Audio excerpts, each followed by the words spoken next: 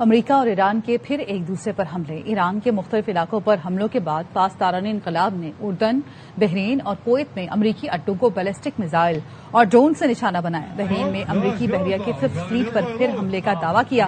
کویتی فوج کا کہنا ہے دفاعی نظام نے دشمن کا حملہ ناکام بنا دیا۔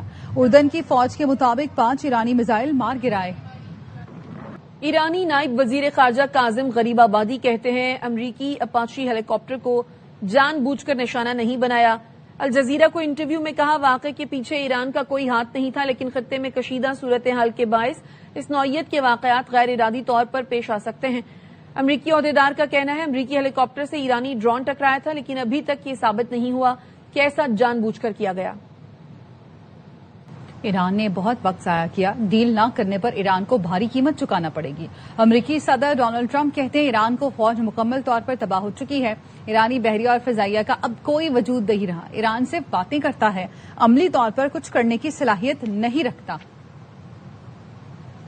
جنگ سے ملک کو کوئی فائدہ نہیں ہوگا، ہمیں یہ جنگ ختم کرنا ہوگی، لیکن اگر وہ حملہ کریں گے تو ہم پیچھے نہیں ہٹیں گے۔ ایرانی صدر مسعود پزشکیان کہتے ہیں دشمن تقسیم پیدا کر کے اہداف حاصل کرنا چاہتا ہے۔ ایران دشمن کے سامنے سر تسلیم خم نہیں کرے گا۔ بمباری سے کسی ملک کو سرنڈر پر مجبور کرنا ناممکن ہے۔ دشمن 3 سال میں غزہ کو ہتھیار ڈالنے پر مجبور نہیں کر سکا، تو یہ ایران سے ایسی توقع کیسے کر سکتے ہیں؟ ایران کبھی بھی سرنڈر نہیں کرے گا۔ ایران نے خلیجی ملکوں کو خبردار کر دیا ہے کہ امریکہ یا اسرائیل سے معاونت دشمنی تصور ہوگی۔ ترجمان ایرانی وزارت خارجہ کا کہنا ہے خلیجی ممالک اپنی سرزمین ایران کے خلاف امریکہ اور اسرائیل کو استعمال نہ کرنے دیں۔ اپنے دفاع میں حملوں میں استعمال ہونے والے اڈوں اور لاجسٹک مراکز کو بھی نشانہ بنا سکتے ہیں۔ ترجمان نے جنوبی ایران پر امریکی حملوں کی شدید مذمت کرتے ہوئے کہا ایران دفاعی کارروائی میں کسی ہچکچاہٹ کا مظاہرہ نہیں کرے گا۔ وائٹ ہاؤس اور پینٹاگون نے 2 دن میں اپاچی ہیلی کاپٹر کی تباہی کا ایران کو ذمہ دار ٹھہرا دیا۔ میناب اسکول سانحے کو 102 دن گزر گئے، مگر تحقیقات اب بھی جاری ہے۔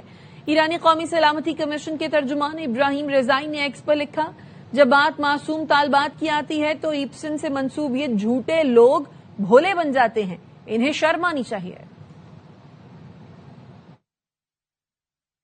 ایرانی وزیر خارجہ عباس عراقچی نے ترک اور سعودی ہم منصب سے ٹیلی فونک رابطہ کیا۔ عباس عراقچی نے وزراء خارجہ کو ایران پر امریکی جارحیت کی تفصیلات سے آگاہ کیا۔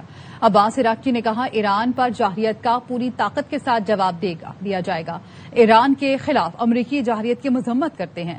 خطے کے تمام ممالک اپنی سرزمین ایران کے خلاف استعمال ہونے سے روکیں۔ خلیج فارس کے جنوبی ساحلی ممالک پر صہیونی اور امریکی فوج کو سہولتیں نہ دینے کی ذمہ داری عائد ہوتی ہے۔ کسی بھی ملک کی تنصیبات ایران کے خلاف استعمال ہوئیں تو انہیں نشانہ بنائیں گے۔ اپنے دفاع کے لیے حملوں کی جگہ اور جارحیت کے لیے استعمال ہونے والے اڈوں کو نشانہ بنایا جائے گا۔ اقوام متحدہ اور سلامتی کونسل بین الاقوامی امن اور سلامتی برقرار رکھنے کی ذمہ داری پوری کرے۔ چین نے حالیہ کشیدگی پر امریکہ اور ایران سے کہا ہے کہ وہ تحمل کا مظاہرہ کریں اور دشمنی کے اقدامات روک دیں۔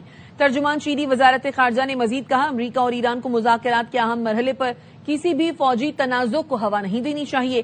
ایران، امریکہ اور اسرائیل اختلافات کو سیاسی اور سفارتی ذرائع سے حل کریں، مشرق وسطی کی صورتحال بہتر کرنے کے لیے ٹھوس اقدامات کریں۔ ترجمان نے مزید کہا امریکہ، ایران اور اسرائیل کے درمیان 3 ماہ سے جاری تنازع نے مشرق وسطی کو شدید متاثر کیا ہے۔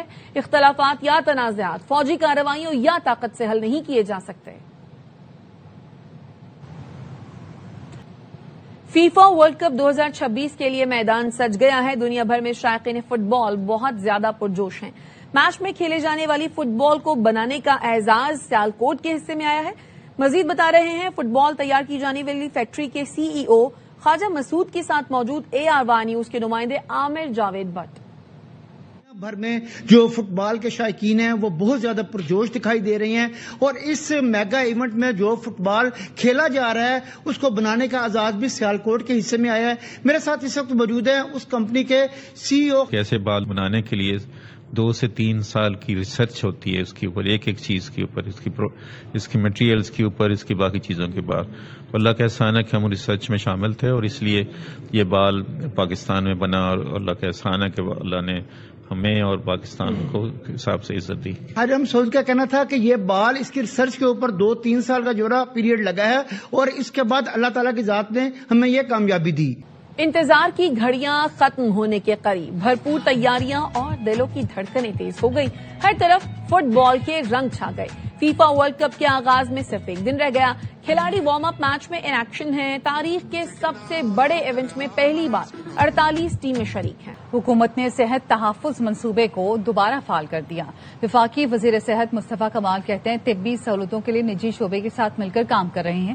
اسلام آباد میں صحت کے نظام میں 42 نئے نجی اسپتال شامل کیے ہیں. ان اسپتالوں میں علاج معالجے کا خرچہ حکومت برداشت کرے گی.